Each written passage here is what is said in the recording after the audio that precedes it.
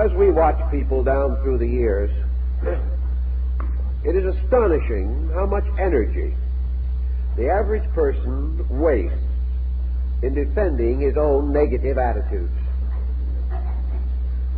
We are so willing and ready to protect our right to be wrong, and at the same time so slow to advance the cause of our right to be right. Nearly always life begins and unfolds through a series of negative reactions to circumstances. There's an old saying that we all know is true, that bad news travels more rapidly than good news. We are more responsive to our instinct to criticize than to commend.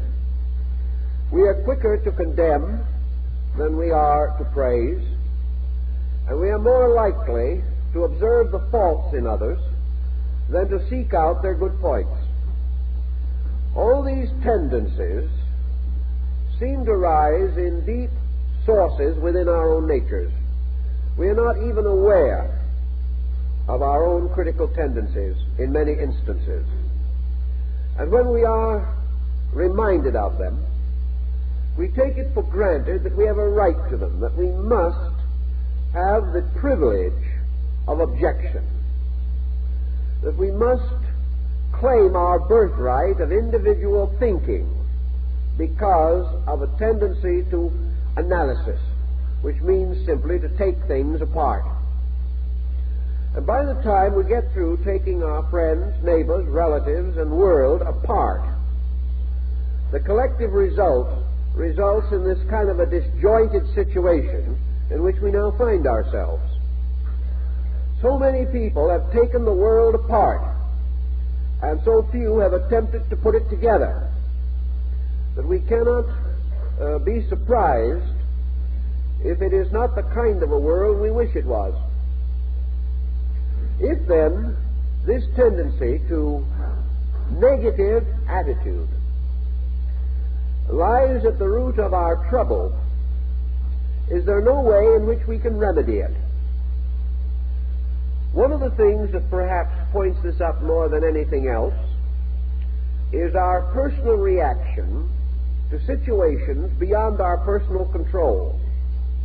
There's hardly anyone who does not become indignant, dismayed, astonished, offended when he picks up his daily newspaper. Yet it would be difficult to prove that any of these emotions contribute to the solution of the problems which the paper unfolds. There is no actual indication that indignation is solutional.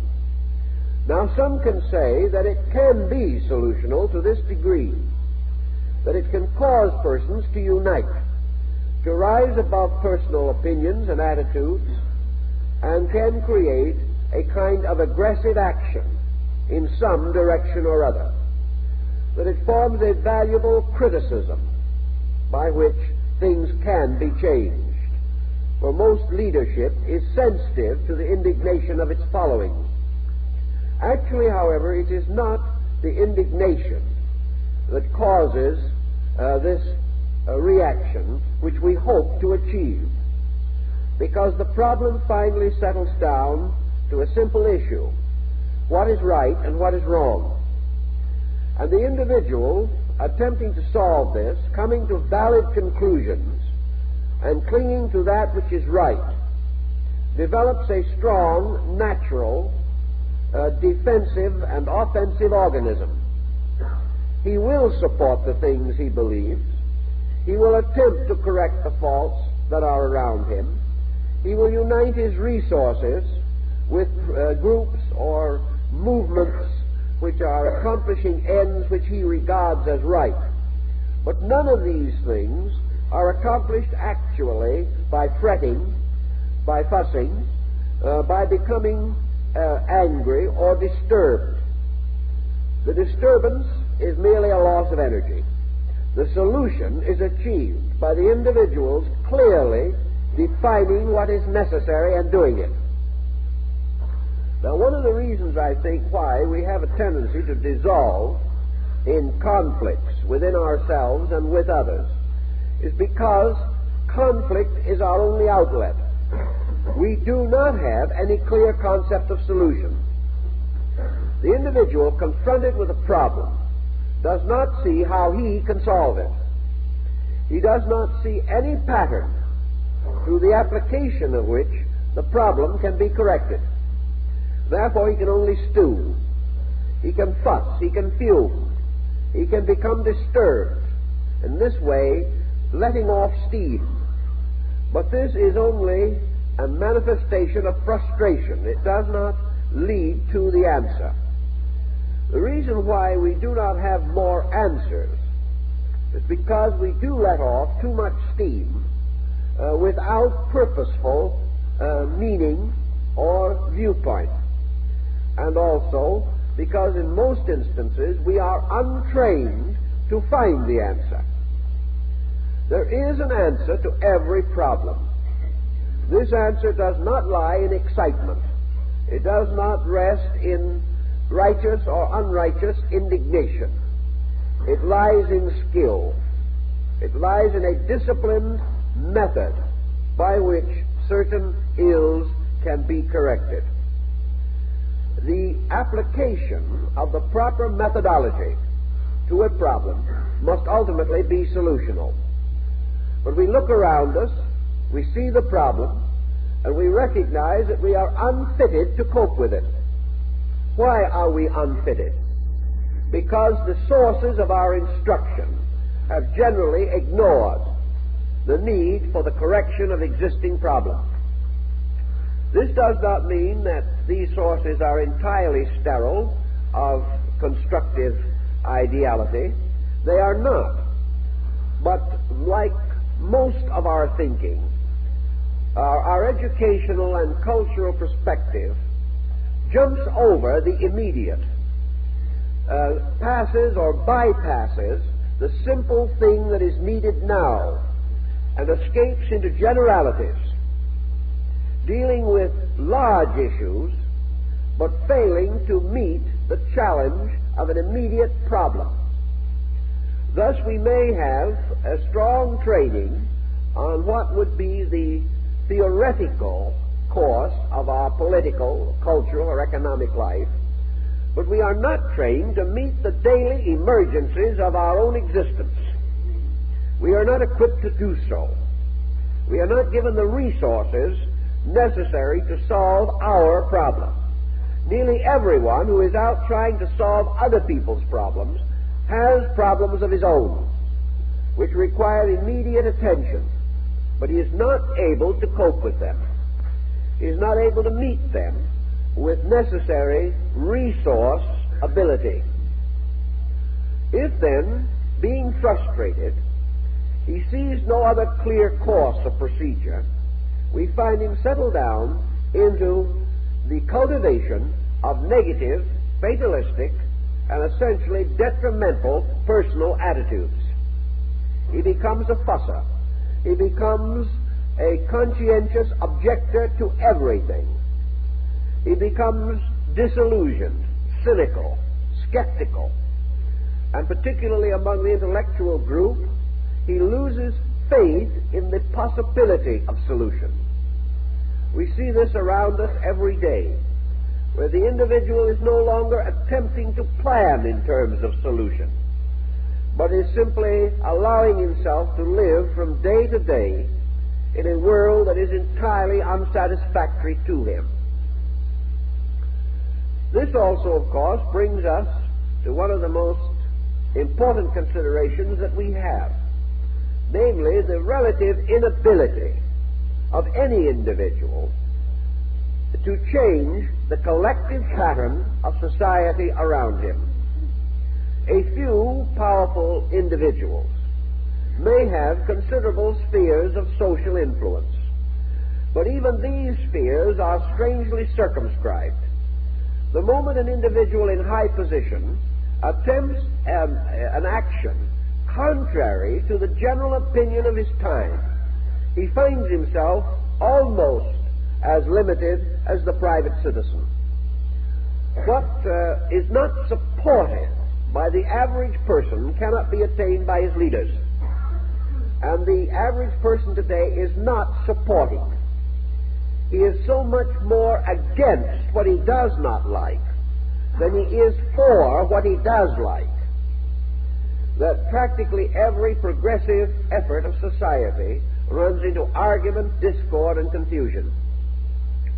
The individual, then, being forced to live in a world essentially unsatisfactory to him, but a world which he has not the dynamic to change, a world in which perhaps his own attitudes are minority attitudes, and there is not sufficient support from others to make his projects possible. This individual falls back into hopelessness. He falls back into frustration. He gives up and takes various escape mechanisms as the only possible way to adjust to the pressures of living. These defeatisms are evident everywhere today, and we find an increasing tendency to ignore problems, or to regard them as hopeless, or to attempt to adjust to some compromise solution. We have often pointed out that if it is true that the individual must be the victim of collective pressures, then there cannot be any basic integrity in the universe. We are also reminded constantly of an increasing number of persons who do not believe that there is any essential integrity in the universe. They do not believe this because they cannot demonstrate it from their own experience. The philosophy by which we live is derived from our own observation and participation in living problems. If, therefore, we are unable to perceive law and order in the patterns which particularly affect us, we are not likely to acknowledge law and order in larger patterns more remote. So today there is an constantly increasing intensity of negation. The individual doubts. He no longer holds it to be essentially true that there is a patterned purpose behind life. If this negation continues to develop, we are bound to drift into an almost hopeless skepticism. But man himself finds his own drifting increasingly uncomfortable. He discovers that actually the kind of a universe he lives in is not nearly as important to him as what he thinks about the kind of universe he lives in. It is his own adjustment that must, to a large measure, determine his relationships with life. He learns also, of course, that there is only one essential contribution that he can make as a private citizen, and that is the contribution of a well-ordered conduct of his own. He cannot give to others what he does not have. He cannot demand anything from others with an assurance that he will receive it. But he can bestow of what he is, or of what he has, according to his own insight and understanding. It therefore becomes important to the average person to enrich his own potential of interpretation and understanding. Unless he can do this, he cannot hope to maintain a creditable place in the life pattern of which he is a part. We must admit, and we know it is true from continually increasing evidence, that all negative attitudes are essentially destructive to the person who holds them and to those around that person. Negative attitudes must be compensated for in terms of unhappiness, sickness, and premature death. There can be no possible way in which a negative attitude or a destructive attitude can essentially and directly contribute to our security.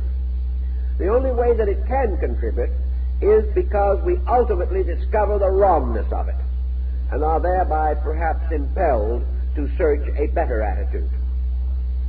Actually, anything that is wrong in our own emotional and mental life will be interpreted ultimately in terms of misery and sickness. We cannot win with negation. We cannot criticize ourselves into health, but we can criticize ourselves into sickness.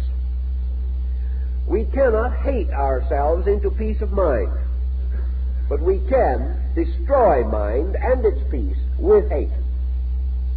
Every negative attitude, no matter how much we defend our right to have it, or how justified it seems to be, must end in a negation in our own natures.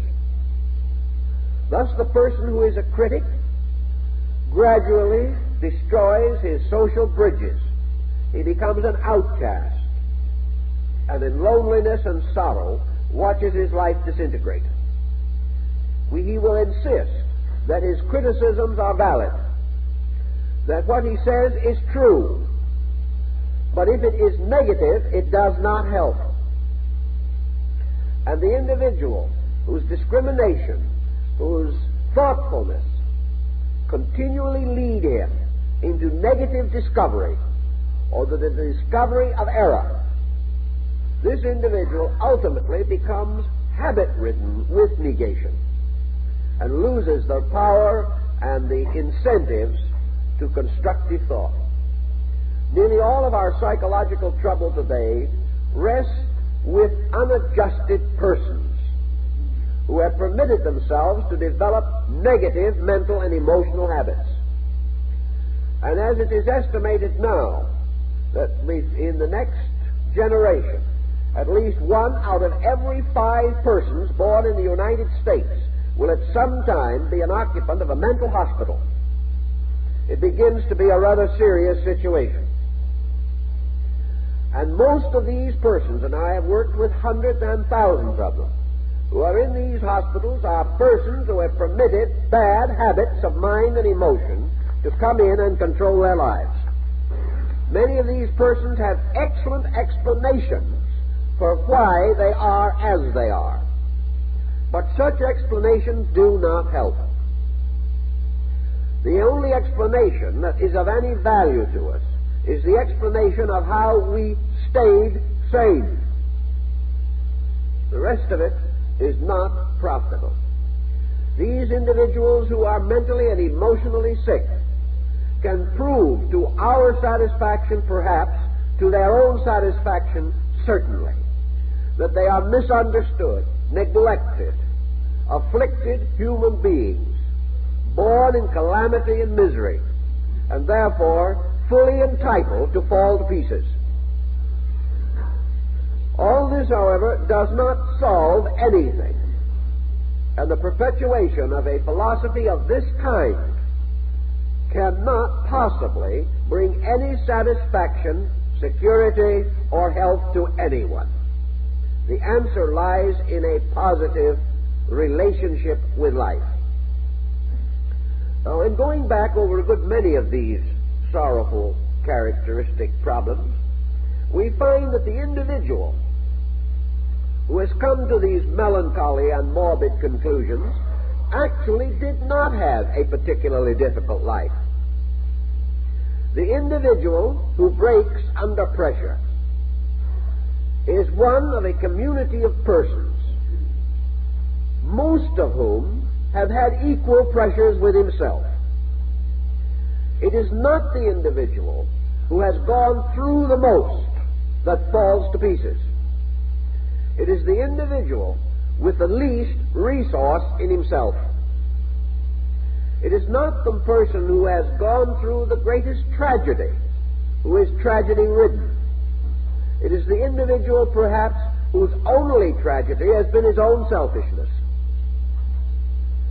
But the person who has the wrong basic perspective gradually cultivates a philosophy of negation. He rationalizes, develops logical and reasonable sequences to prove to himself that he is a suffering soul. And when his proof is conclusive, he is completely miserable. And this complete misery has about it a nostalgic kind of uniqueness.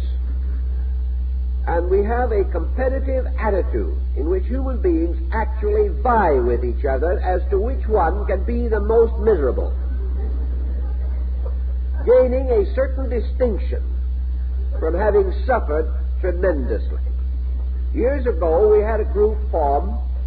In fact, it was created quite a time ago, but became prominent about 20, 25 years ago, a group dedicated to public confession. These members would rise up in meeting and tell all their sins. It was a little confusing and a bit embarrassing, and did lead to a few lawsuits for slander and defamation of character. But the real cause of consternation was, you would think persons would be reticent to get up and admit the most intimate delinquencies. Instead of this, we found that many of these persons got up and proudly confessed delinquencies which they never had. The only problem came be the competitive instinct to be more delinquent than the previous testifier. Each person who got up had to top all who had gone before him, and took a strange morbid pride in confessing faults that he did not possess. This tendency is part of the same pattern that we mentioned before. The idea that we cultivate negation far more enthusiastically than we do virtues. But this problem of competitive testimony of misery makes a certain importance in life. It causes the individual to feel a kind of significance. And it nearly always arises in a life not adequately occupied with other and more constructive activities. The complainer is nearly always a person whose life is not actively dedicated to some practical purpose. This endless complaining, this constant emphasis upon the evils of things, can be defended. Lots of persons have tried to defend it, making quite an heroic exhibition. But all of these individuals, defending or not defending, but clinging to this attitude, are less effective as persons than those with other attitudes. And we must assume in nature that there is a pattern of rewards and punishments which lie within the psychological and biological structure of man. Instead of assuming that he is punished by some arbitrary penalty in the universe, by some god of compensations, we observe that man is constantly rewarded and punished by the chemical consequences of his own conduct. It therefore has to follow that where nature punishes the individual for an attitude, and it would seem to me that loneliness, sickness, despair, sorrow, and frustration must be regarded as some kinds of punishments, that they are the consequences of actions which nature does not wish to see perpetuated. We have to assume that nature rewards obedience with security. That is, a maximum security under existing conditions, and punishes disobedience with insecurity. As our entire generation is lacking in security, as the average individual is insecure, we must assume that what he is doing, how he is thinking, what he is feeling, these things must be wrong, or they could not be punished by a just natural pattern. And each person must ultimately make an accounting to his own biology. He must face the result of his thinking and his feelings upon the cell structure of his own body, upon the circulation of the blood, upon the vital organs of his body, and upon his nervous system. If these are whipped by his actions and attitudes, then these actions and attitudes cannot be correct. Now, underneath all of this perhaps lies a deeper problem, namely that biology and physiology may not have been originally conceived or devised for the purposes to which man has dedicated his life. The individual has gradually become a highly complicated mental, emotional creature. And nature apparently regards complication as a fault. Nature does not reward any form of complication. The natural processes are direct and simple. And while we may not understand them all, when we discover a new phase, we are always amazed at its simplicity. Truth is usually overlooked because of its simplicity. So man was created, apparently, for a rather simple kind of life.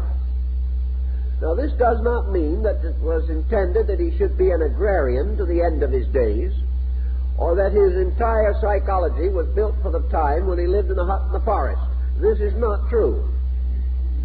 But it is essentially true that man was not created to sustain the degree of wear and tear which he imposes upon himself. Man was not created with an equipment to maintain him against world wars, atomic bombs, crime waves, and the ambitions of leaders and the tribulations and antagonisms of nations and states. He was not created for such an intensive, negative way of life. Thus, his very so-called advancement, with its continuous emphasis upon tension, pressure, and stress, this so-called advancement is resulting in a serious biological complaint which arises out of the bodies of those persons who have exceeded their own resources in their efforts to live. Thus, the answer must lie in simplification and the conservation of resources, and the integration of life upon patterns less intensive, less destructive than those with which we are daily confronted now. Nature is again telling us that our ways of life are subject to penalty because they are wrong. Now, a great group of persons arises in a culture such as ours, proudly proclaiming the things we do, telling us that these various activities, useful or useless, are indications of progress. That if it was not for this dynamic with which we are constantly rattling ourselves to pieces, we would not be the prominent, progressive, up-and-coming people that we are. But are we prominent, progressive, and up-and-coming? As we look around us, it looks more as though we were down and departing in many things. It looks as though we are constantly more concerned as to whether or not our progress can survive. And we wake up with consternation to discover that somebody else discovered the Sputnik. A very grave shock to our egos. And we begin to question whether our present way of life is protecting and preserving the leadership we thought we had. Because in the long run, a world or a generation or a nation or a race of sick people cannot preserve leadership. We cannot rule the world if our own psychic natures are in a state of constant uproar and disintegration. In our own daily and immediate problems, these same rules hold true. We live in a constant tension live in an intensity almost beyond our conception. We think we're getting used to it. We are firmly convinced that man can adjust to anything. To a degree, man can adjust to anything that is real. Man can adapt himself to all inevitables, because inevitables arise in nature. But man cannot always adjust himself to his own stupidity. This has no valid source in nature, and is merely an expression of his own ignorance. An individual who adjusts himself to ignorance will remain ignorant. To adjust ourselves to wrong leaves us where we were, producing no result that is of any tangible value to anyone. In then thinking about these problems, we turn and seek resources with which to meet them, to try to understand what constitutes a constructive, active, positive, idealistic pattern for life. How are we going to maintain it against so many difficulties? Well, one of the things we have to begin to estimate is the nature of difficulty. Most of the difficulties that we are in are directly due to the person we are. Man makes his own difficulties. He doesn't realize this, and to a degree he appears to be able to escape the implication. He can sit down and prove almost to the satisfaction of anyone's logic that he is not the cause of his troubles, that his neighbors are the cause, that his world is the cause, that high taxes are the cause. But actually, the individual is responsible for his own total degree of integration. Actually, taxes are not the cause of his worries or his fears. World conditions are not the causes. The real cause is in the bridge of his own mind. The cause of his trouble is his own attitude toward these problems. If he hates them, he is in trouble.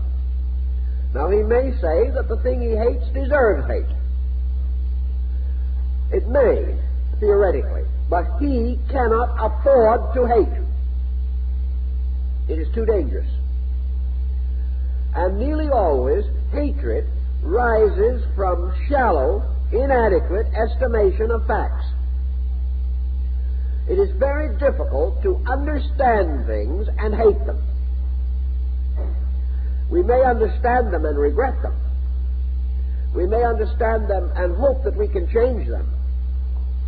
We may understand them and realize that they arise from a condition of human collective consciousness which is not adequate. We may observe that too much of our living is from the level of childishness rather than from the level of maturity. These things may become obvious to us, and we may find certain individuals particularly and devastatingly ignorant. We may also observe that the untutored and untrained person lacks the capacity for judgment and kindness and thoughtfulness.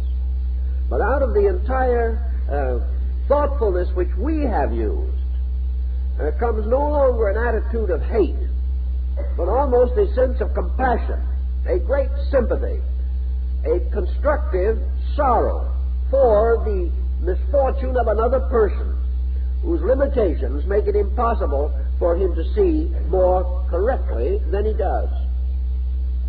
We gain from this a desire to help rather than a desire to condemn. And the moment the instinct to criticize is transmuted into the instinct to help, we are beginning to move onto a positive foundation. Anything that deserves criticism needs help. As long as we approach it on the level of criticism, we will not help. Some people, of course, insist that criticism is a help. But unless it is an essentially constructive approach, unless this criticism is backed by a tremendous depth of understanding and a practical solution to the problem. It merely compounds the dilemma. And to criticize things for which we have no solution cannot be regarded as a good vocational activity. Thus, in the understanding which we develop, our tremendous hatreds and our intensities gradually disappear. And in their places, we have a thoughtful, perhaps sadness, but most of all, a deep realization that behind and through things that appear to be wrong are motions which are essentially right and which will come to their own in due time. In any way that we can help these motions to come true, we are available. But mostly these constructive motions require a very great degree of personal composure. And when this is lost, the constructive motions are also lost. To then approach this problem, we have to build a philosophy of living, a concept of life that relieves us from the need to condemn. We must find a way of internal adjustment that permits us to recognize error and regret it, but not to be confused by it. Also, we must reach a degree in which every misfortune that approaches us becomes a challenge to greater adequacy on our own part. So-called reverse is not dilemma, it is challenge. It is an opportunity to be bigger than we are in order to meet a problem greater than we have previously known. Every problem is an opportunity for the individual to release solutional power from within himself. Locked within each of us is a potential we know very little about. With every faculty that we now know alert, we are using only a small fraction of our potential life availability. We have at hand countless resources which we do not even know exist because we have never directly required them to exhibit themselves. We've never called upon them. If then, instead of blocking the mind with negations, we permit a challenge to release its own solution from ourselves, we shall observe that we have much greater solutional power than we have ever known.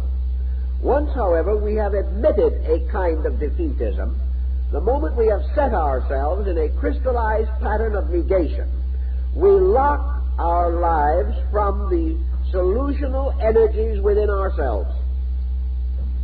Once we have closed our minds to good, or to optimism, or to adjustments, once we have admitted defeat, once we have become cynical and critical, we are no longer concerned with doing anything well. The only thing we're concerned with is how badly someone else is doing it. We have no sense of being able to step into the situation and solve it. We have perhaps no incentive to. If we happen to dislike the individual in trouble, we hope his trouble gets worse. And when everyone's troubles get worse, the whole world becomes more confused, and our probabilities of happiness are further diminished.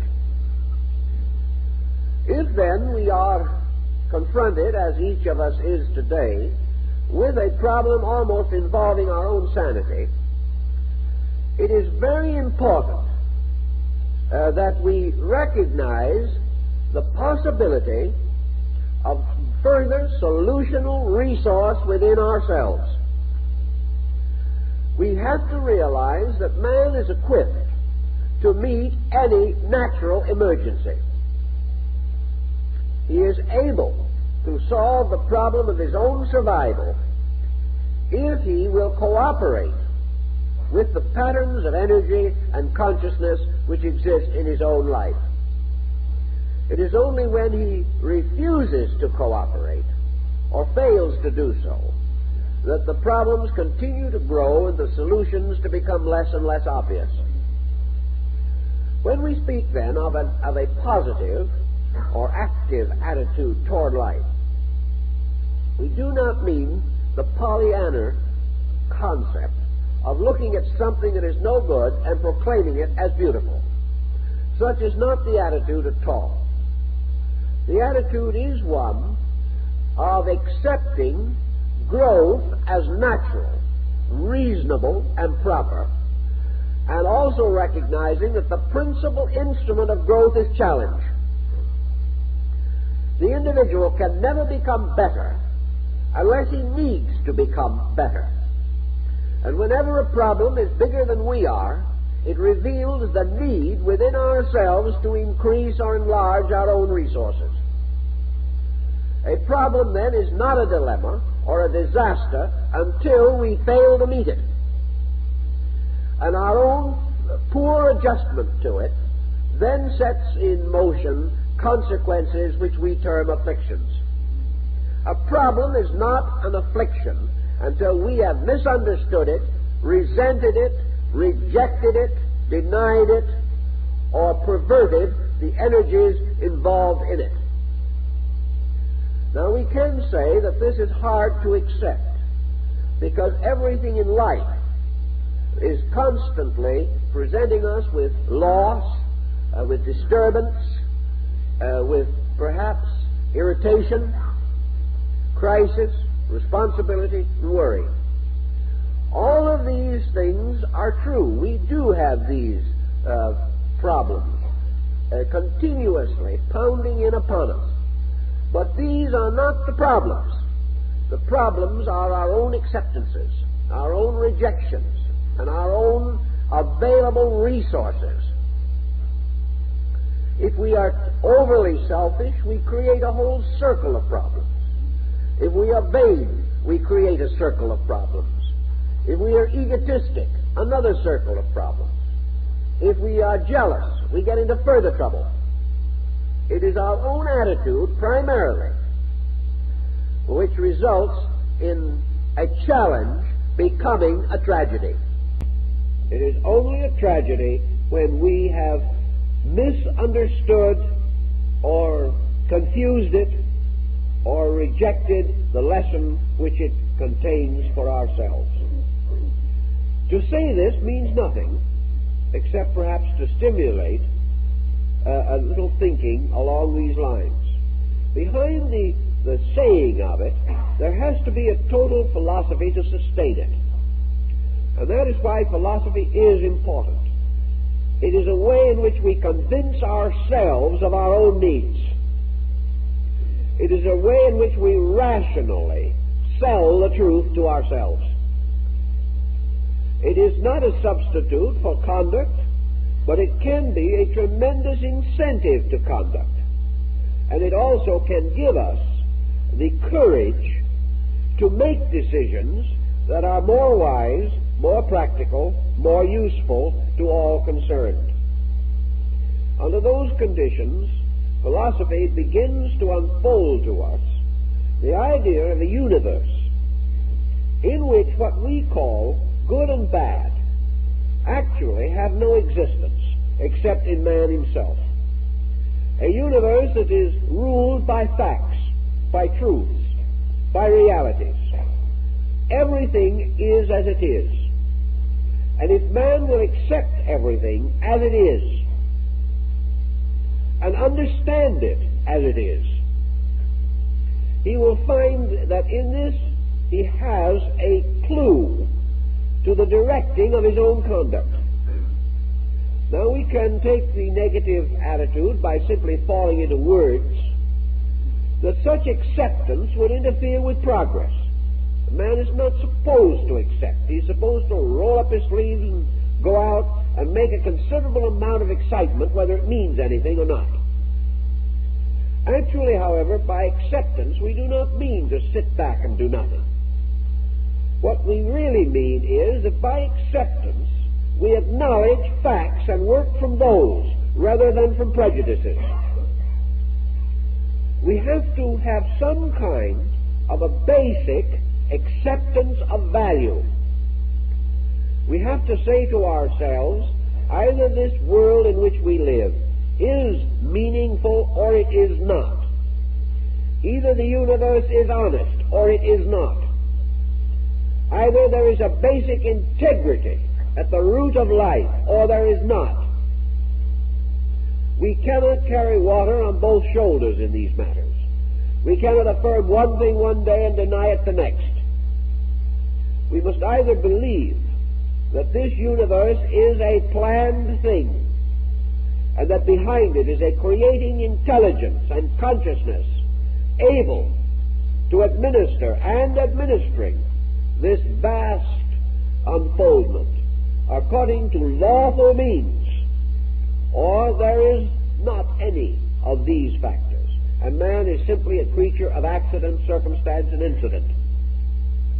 If we take the second position, then we must live by that, which means that we must live with total purposelessness, because then nothing is important.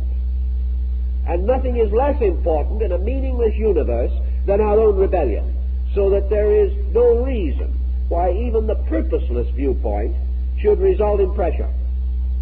If nothing means anything anyway, why should we spend all of our time being angry about something, pleased about something else, and miserable in anticipation of a third thing? If nothing is important, then life becomes something so completely ludicrous, ridiculous, that there is no sense in any sense whatever.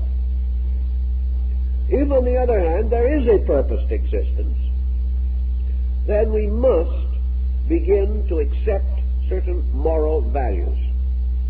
We must affirm or assume that this world is an unfolding sphere, and that within this unfolding sphere, man is precariously suspended, largely problemed and burdened by his own inability to understand the greater values of the world, his inability to grasp the total picture of his own existence, and thereby unable to know with certainty the courses of action which he should pursue. He is therefore under the pressure of a continuous doubt, a lack of available certainty. Lacking available certainty, he turns to the inner part of his own life, supporting it, sustaining it, and enriching it to the greatest degree possible by recourse to and reference to the great achievements of other times and other ages. He uses the great philosophies and religions of life as guides and aids to understanding. He seeks to know better and to live according to the teachings of Buddha or Jesus or Confucius or Lao Tzu, because he believes these persons have lived well. He tries to draw upon the spiritual experience of his race for courage, conviction, for understanding, and for sustaining faith. And gradually, out of his conviction, he integrates a constructive attitude, which he must then put to work, proving or disproving it. It's interesting, perhaps, to realize that there is a reason why certain great systems of thinking have lived. They have not lived because the Creator was proud of them, that is, the human Creator. These systems have not survived because of the mere pressure of personality. They have survived only for one reason, that in common experience they have proven true. That individuals have found in these teachings, religious, philosophical, principles which when applied are ever true, which when lived produce results which are commendable, constructive, and secure. That these teachings are better than the absence of them. That they have given us a stronger personal way of life, a way of life more likely to produce happiness than a way without these teachings and this level of understanding. Thus, humanity has created its own saints by recognizing and rewarding those whose ideas have become an imperishable part of human good. And in this way, we begin to sense that man is forever experimenting with value. All of these great teachers have united in certain positive concepts.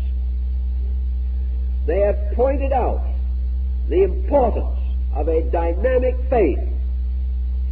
They have recognized the tremendous importance of a non-aggressive attitude toward life, a completely different perspective from ours. We live in an economic and political world continuously aggressive, and yet we live with religions, churches on every street corner practically.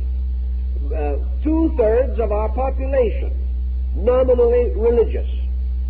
We live in a tremendous religious atmosphere of renunciation, of unselfishness, of impersonality, of the acceptance of evil but not the doing of it, and of the tremendous importance of returning good for evil. These things we affirm. We believe, but we cannot operate them in our daily life because they run headlong into the small personal prejudices which are more important to us than principles. Yet therapy lies directly in this level. No one wants to be sick. Very few people can afford to be sick under the existing conditions. And socialized medicine is no solution in the sense that it will not give back to the individual his proper energies, even if it helps him to pay the bill for his mistakes. In the sense of paying the bill, it does help, but it does not solve the problem. The problem lies not in getting well, but in staying well in the first place. And these great philosophies that we have known as Christianity, Buddhism, Judaism, Muslimism, Taoism, Confucianism, Hinduism, these great philosophies have been in common agreement. And millions of human beings, hundreds of millions, living under them for the last 2,500 years, have discovered as factual experience within themselves when they have been able to be big enough and strong enough to live these principles, that in the recognition of a non-combative, non-competitive code lies the health and security of the people.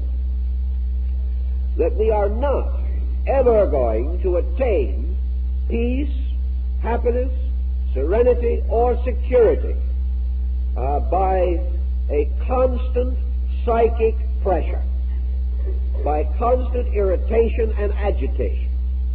But we're going to find the solution to our problems in the integration of our own resources.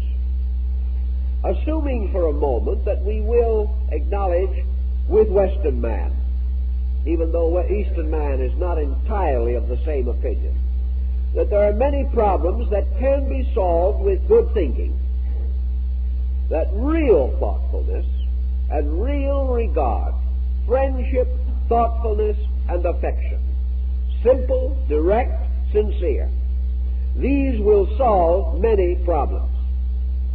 But how are we going to have any of these qualities, simple and sincere, while we remain totally complicated, the victims of pressures from within our own psychic natures, eternally destructive of simplicity and sincerity and affection and regard?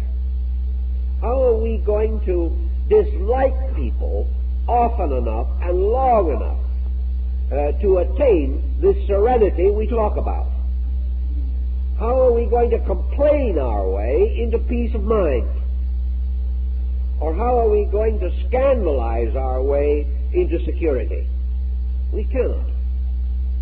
And to achieve our ends, we have to begin to reintegrate our own basic standard of values.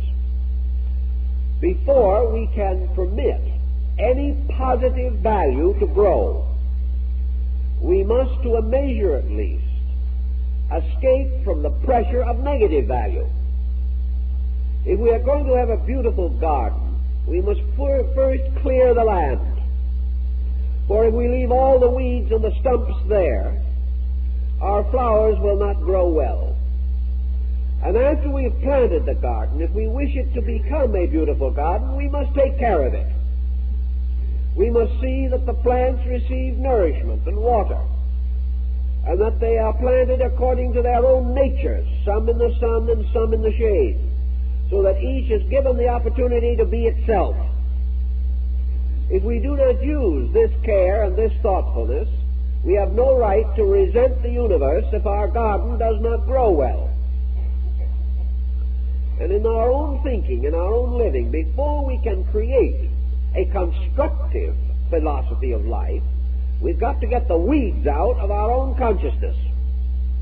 And these weeds are hate and fear and doubt and jealousy, suspicion, egotism, over-possessiveness, over-ambition, envy, and such attitudes as must always reap a whirlwind.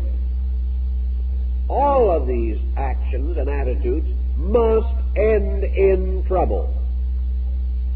If we want to be out of trouble, therefore, we must prevent the continuance of these attitudes. Now, we can't just simply say to ourselves, let's stop being jealous.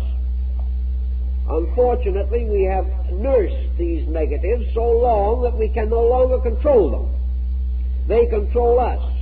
We are the victim of habits. And these habits are those of negation. The only way we can escape from these habits is to understand through them by giving ourselves a point of view or a perspective acceptable to ourselves. We must sell ourselves something better in order to unsell ourselves about something worse. Our new attitude must arise because we have a new and better conviction about value. The moment the conviction is established, that which is inconsistent with it falls away. The only reason we're in trouble is because our conviction is on a level which causes trouble. When this center of conviction changes to another and better level, the trouble falls away. We cannot escape jealousy and fear and all these pressures simply by denying them, or by attempting to frustrate them violently in our own natures. But we can gradually become educated. We can gradually find out what true learning means, and that learning is really helping to build higher levels of conviction, giving us better instruments with which to estimate values, giving us stronger inducements to seize and think straight, and through the straightening out of our own crooked thoughts, relieving ourselves of the pressure of convictions that are essentially wrong. Thus, by degrees, we can create a new level of action. And this new level of action must precede any change in our living. As long as we remain the same, our condition will remain the same. No individual, simply by wishing without doing, will change the pattern of his life. If, then, we wish to get a truly secure position, we have several possibilities. We all know, for example, the peculiar effect of intelligence upon audacity. It has been observed and noted for a long time that to get a person who is really a man of action, you've got to get a stupid one. Well, you want to get a real world conqueror, like Adolf Hitler, you must get a little man who has never left home. You must get an individual with a closed mind and a comparative lack of capacity to think. The moment the individual begins to think seriously, he is less sure of himself. Thinking, in other words, does not create egotism, primarily. It has a tendency to create fear. The reason being that the more we think, the bigger the world looks and the smaller we look. The individual who hasn't thought at all has a solution for everything and will never know whether it will work or not, because he has no way of applying it and no instruments suitable to experiment with his own ideas. But the moment we study humanity, we suddenly realize that the universal panacea is extremely difficult. The more we know about people, the less certain we are what will help them. Thus we pass intellectually into a kind of uncertainty. An uncertainty which causes the contemplative person to be accused of being non-active. Actually, he may become so, but not necessarily as the result of contemplation, because contemplation has as its real end the conservation of energy. Its purpose is to recognize that you cannot attack 10,000 problems like Don Quixote de la Mancha, lancing windmills, that you cannot go out on a knight errantry of reforms, simply attacking this evil and then that evil, and finding that for every head of evil you cut off, 7 more grow, as in the Greek myth. The contemplative person is looking to find the root. He realizes that if he can discover the basic common denominator of trouble and can attack that with one clear decision, one clear discovery, he can uproot 10,000 evils. That behind all of the mistakes we make, there is one basic tendency to make mistakes. That behind all of the wrong thoughts, wrong emotions, and wrong actions that exist in the world, there is a fallacy. And that this one fallacy must be attacked in some way. That the only answer lies not in tearing the leaves off of the tree, one by one, for they will grow again next year. If the tree is poisonous or injurious, the only way to get at it is to chop it down at the root. Otherwise, you cannot remove it. You cannot end it. So the contemplative life turns away from a non-valid action that we are all guilty of, this action of trying desperately to fight particulars, and causes us to turn to the contemplation of those great general principles which are responsible for all the particulars we do not like. And as we go further and further into these problems, we realize that error, as we know it, stems from a wrong concept, a wrong premise, a wrong attitude basically toward life. And this wrong attitude, whether we want to admit it or not, is an attitude of aggressiveness based upon ego, by means of which man is attempting to dominate something that he should obey. He is trying to be free from law, when his only hope is to be free under law. He is attempting to impose himself upon the world, refusing to recognize the fact that he's totally incapable of wisely administering this world he is attempting to conquer. He is trying desperately to cause the universe to be under the guidance of his mentation, when up to the present time he has been unable to demonstrate that with his own mind he can govern even himself. So there are basic errors, and most of these basic errors root in aggressive egoism, root in this concept that we are right and that we are born to command, when we are probably actually wrong and are born to command only our own resources, which to us is not a glamorous perspective. Out of this, then, man has to reintegrate his way of life. What he is doing is destroying it, and he knows it. Therefore, he cannot sustain it, and he cannot defend it. He can only tolerate it. And as it becomes more intolerable, he will have more difficulty tolerating it. What he must have is a way of life rooted in nature's purpose, in the universal dynamic itself, not in his concept of things. But he says, I can't do this because I don't know what it is.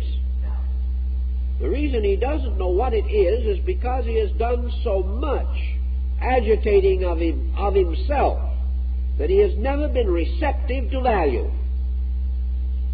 Man possesses, of all creatures, the only group of truly reflective powers that we know. Man alone is a contemplative animal. And because he is a contemplative creature, he has a power greater than any other animal that we know. But he doesn't contemplate.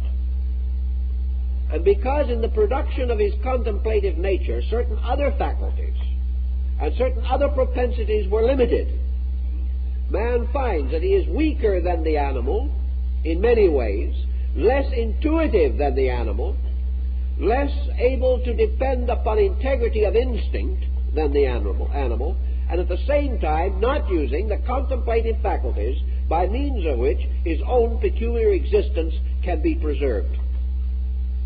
To meet this emergency, the individual must reverse certain procedures. One of the things he's got to do, somewhere along the line, is to break down this aggressive negation with which he occupies himself morning, noon, and night. This endless fault-finding, this endless cycle of trying to impose his own ways upon others, and also this tremendous effort to keep up with the silly momentums of his time. If he doesn't do these things, if he doesn't make these changes, he will simply go into oblivion with the rest of a foolish generation. He will not win. He cannot. Because the final criterion is in his own body, in his own emotional construction, which is falling to pieces because of abuse. And this abuse will never be acceptable and will never be the basis of health. And as man tries desperately to adjust to one group of errors, he develops another, keeping his entire structure in an endless state of tension. So a constructive or positive attitude in this situation consists in the individual attaining a detachment from negation first, a relaxation away from criticism, away from suspicion and doubt.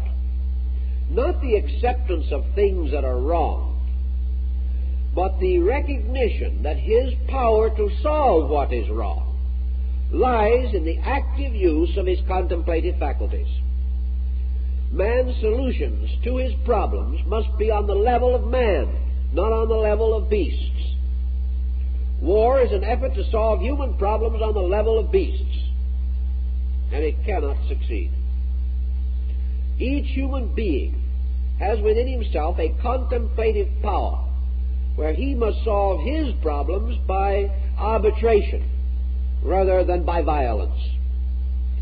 When he neglects the power to arbitrate, when he neglects the contemplation of solution, he destroys his humanity, destroys the uniqueness by means of which he has a reason and justification for survival. So we say that the person in these problems, in his daily living, must begin to relax away as far as he possibly can from these intensities, recognizing them not as virtues, but as hidden vices. Perhaps we would have a tendency to correct some of these difficulties if we recognize them as faults, but we do not. We have grown so accustomed to them, we think of them as virtues, as indispensable parts of ourselves.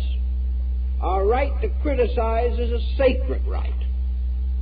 Our right to condemn is something that we will fight and die for. And yet neither of these, criticism nor condemnation, solve anything. They merely magnify and complicate the problems of living.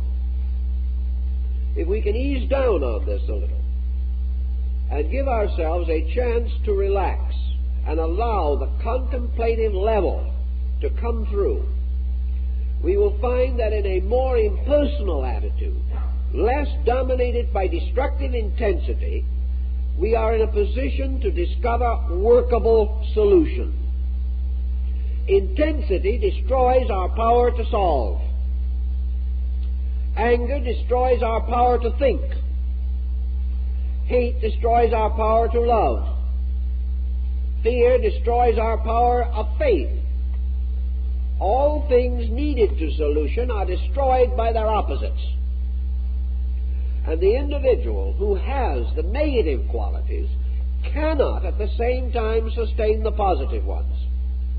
He must decide between them.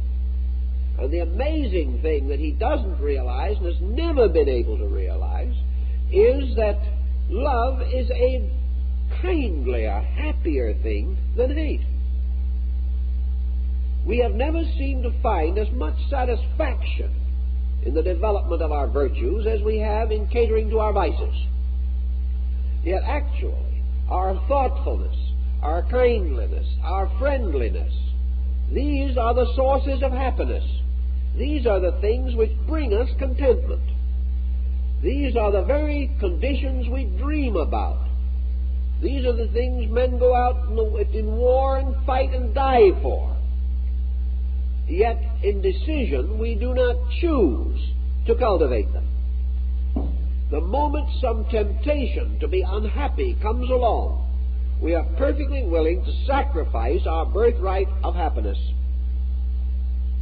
Out of the recognition of this situation, we do have the right, if we wish to apply it, of choosing positive and constructive attitudes.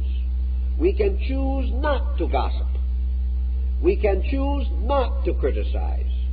And we can choose to seek the good in things, realizing always that there is something of good, and furthermore that the acceptance of the fact of good is the greatest stimulation toward the growth of good.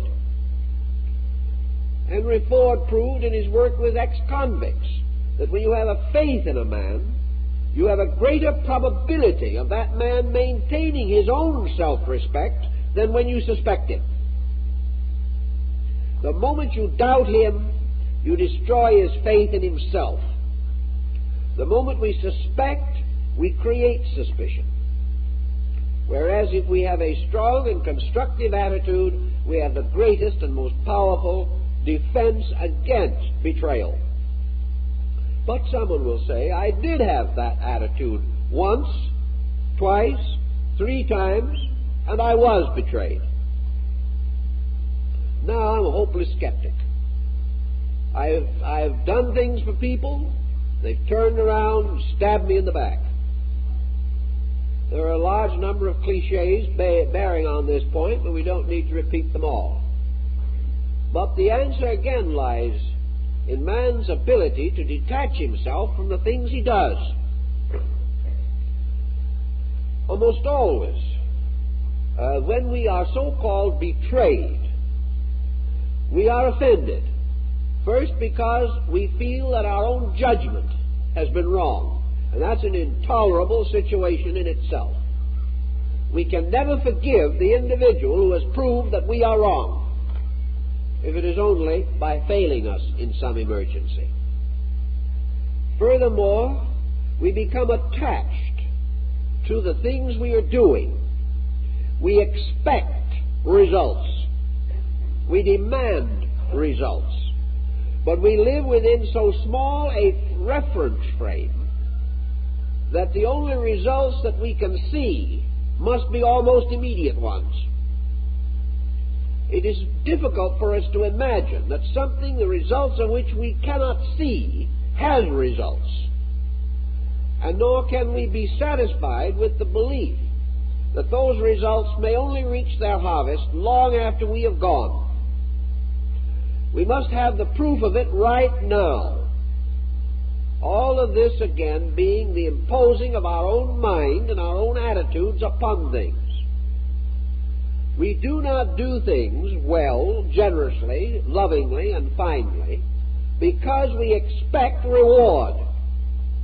We do these things because they are the law, and we either keep the law or die from breaking it. The other person's reaction to what we do is according to his own understanding. We are not responsible for his understanding, but we are responsible totally for our own. And if 5,000 persons fail us every day of our lives, that is no excuse for any human being to become cynical. Let's face it. Because we must live with ourselves. And if we do not believe in cynicism, then the failure of other persons cannot make us do that which we know is not right. The moment we permit ourselves to fall into this error of being discouraged, it means that our faith in value is not great enough. This evidence, by the way, is not so remarkable as we might first assume. There are very few persons who have not been given indications of gratitude. There are very few persons who have done great things over a continuous period of time without recognition.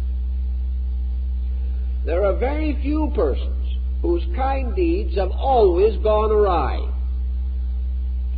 What we generally again do is promptly forget the kindnesses that have been done to us, the gentlenesses which have returned to us, and when 50 persons are grateful and one is not, that one is the only one we remember. If we look back over our lives, we will realize that we have not been the continuous victims of ingratitude. We have been the continuous victims of our own attitude toward it. We have willingly and willfully rejected the kindnesses which we should have appreciated in order to nurse the grudges we should have forgotten. Thus, regardless of how we approach it, as Henry Ford found out with the criminals or ex-criminals that he took on parole and employed and placed in positions of responsibility, every one of them did not live up to it, but the majority did. And it would be quite possible to build a philosophy of life upon the one who didn't. But that philosophy of life would be wrong, because it would forget the dozens and hundreds who proved themselves trustworthy in every way. The same way, if we are negative and recognize and remember only negation, we can prove it, but the proof is not valid, because it is a proof based upon a minority incident. It is the magnification of a particular, whereas the men who did respond and did come through represented a generality, a larger group, and their testimony, 99 to 1 perhaps, is the more valid. And in life, the hundreds of good things that have come to us are more valid than the few unpleasant remembrances that we cannot get out of our systems. So if we take our attitudes and examine life fairly, we will discover grounds for optimism. We will find that this world is not nearly as bad as we have forced it to be by our own thinking.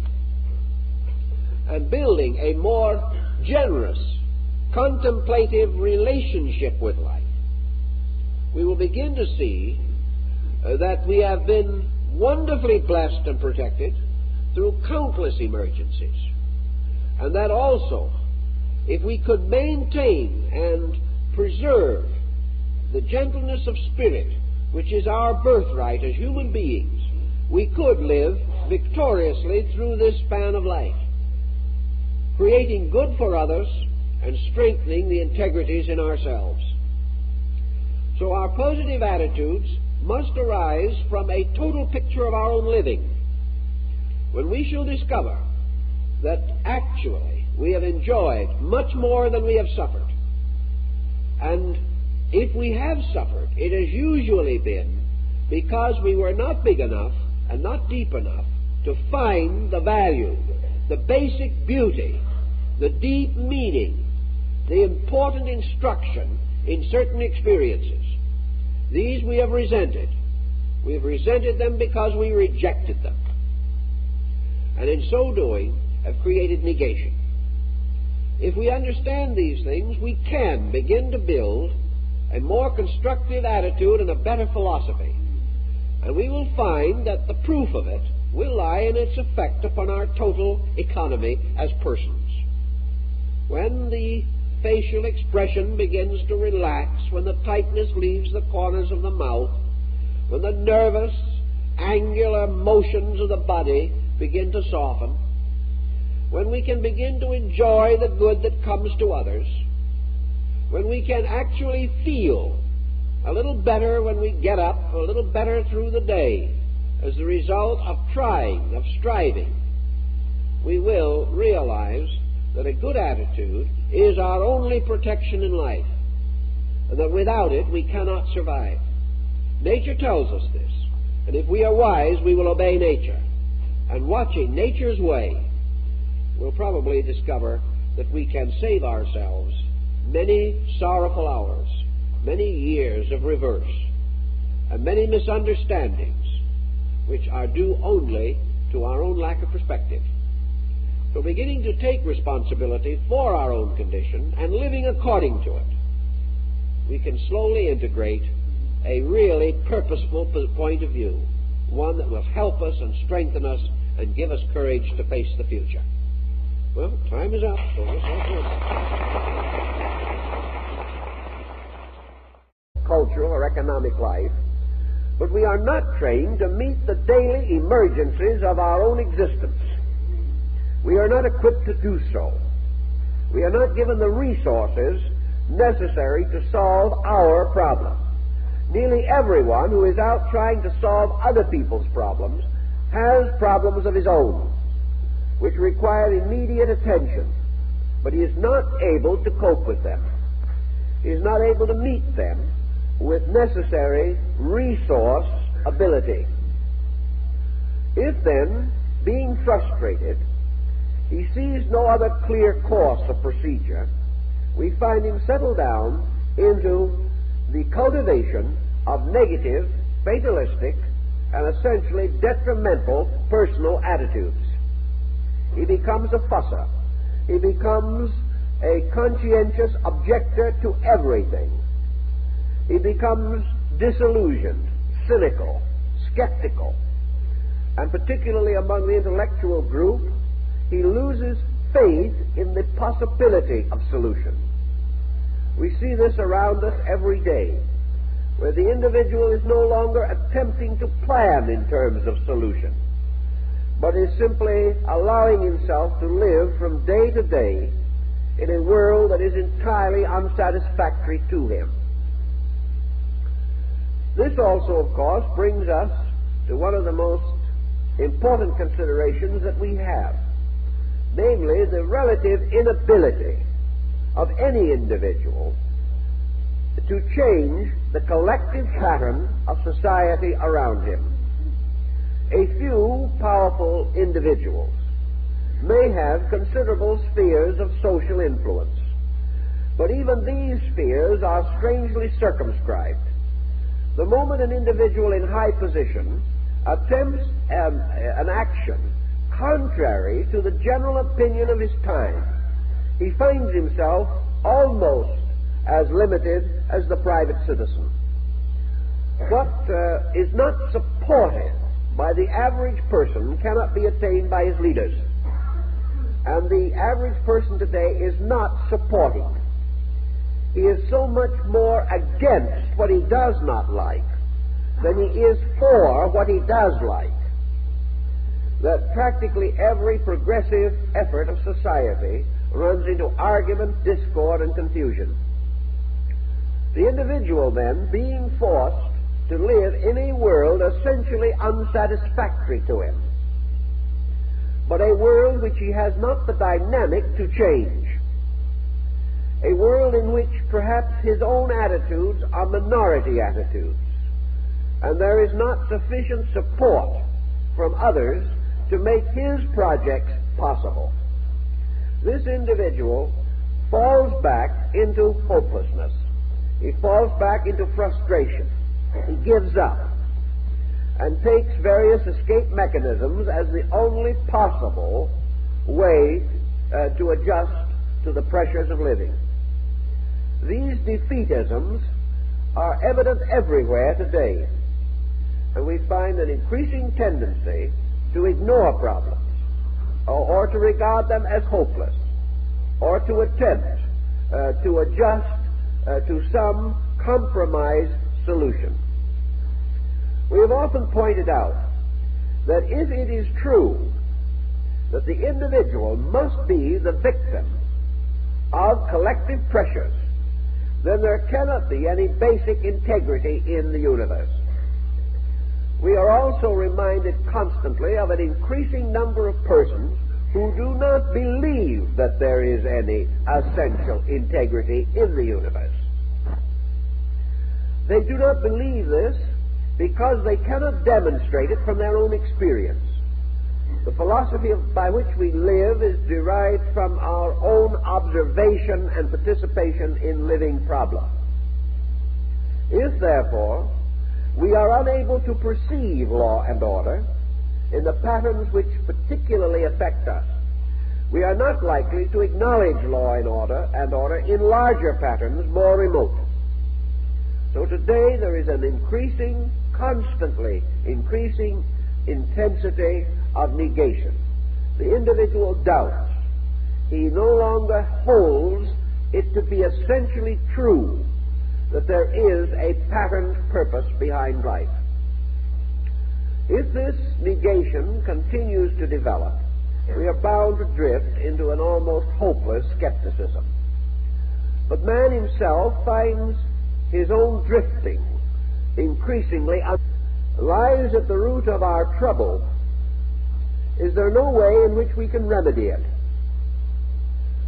One of the things that perhaps points this up more than anything else is our personal reaction to situations beyond our personal control. There's hardly anyone who does not become indignant, dismayed, astonished, offended when he picks up his daily newspaper. Yet it would be difficult to prove that any of these emotions contribute to the solution of the problems which the paper unfolds. There is no actual indication that indignation is solutional.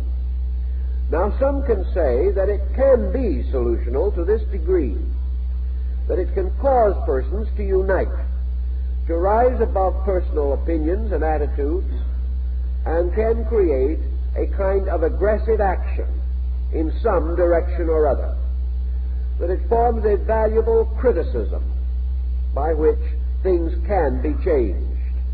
For most leadership is sensitive to the indignation of its following.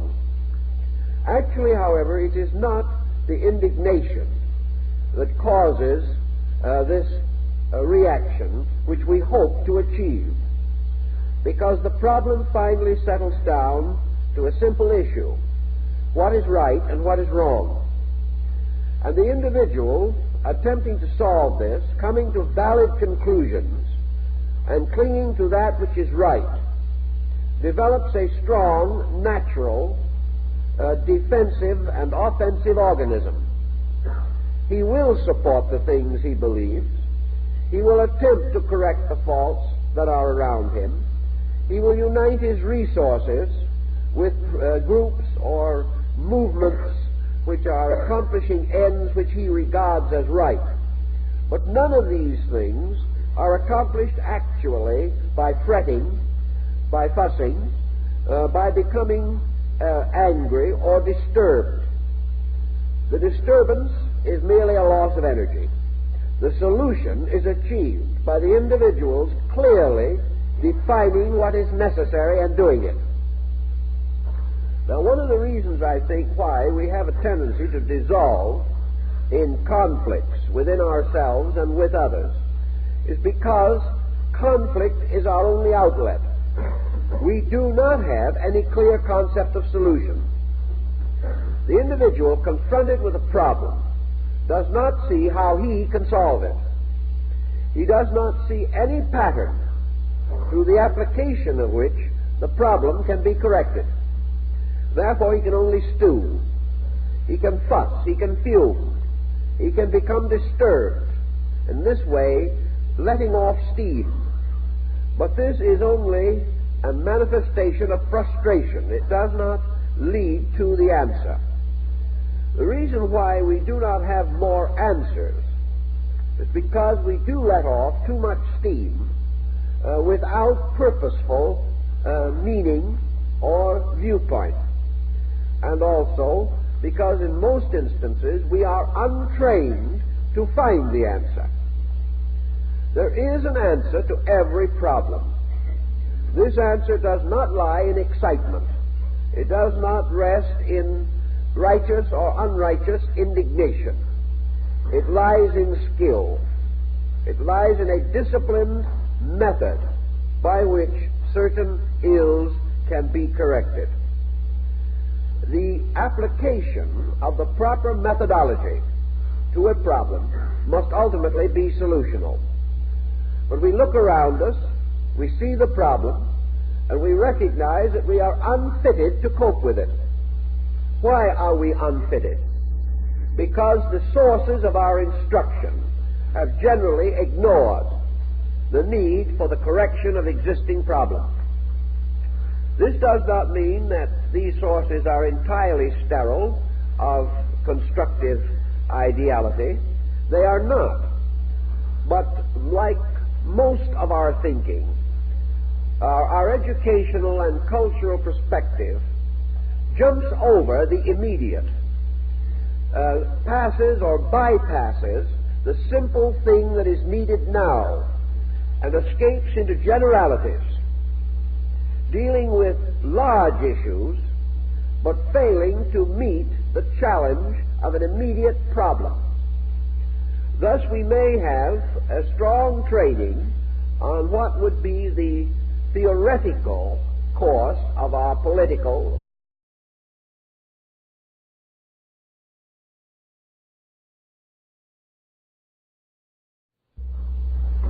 As we watch people down through the years, it is astonishing how much energy the average person wastes in defending his own negative attitudes.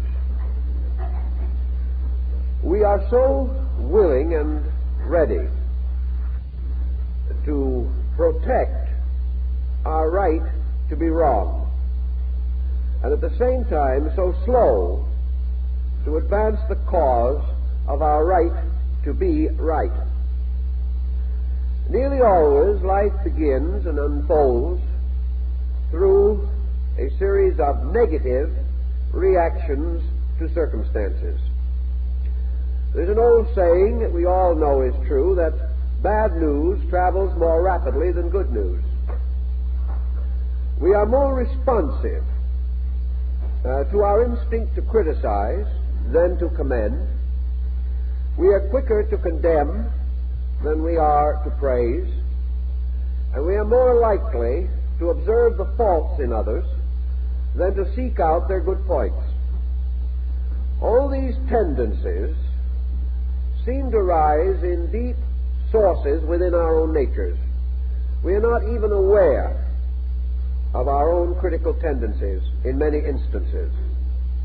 And when we are reminded of them, we take it for granted that we have a right to them, that we must have the privilege of objection, that we must claim our birthright of individual thinking because of a tendency to analysis, which means simply to take things apart. And by the time we get through taking our friends, neighbors, relatives, and world apart, the collective results in this kind of a disjointed situation in which we now find ourselves. So many people have taken the world apart, and so few have attempted to put it together, that we cannot be surprised if it is not the kind of a world we wish it was. If then this tendency to negative attitude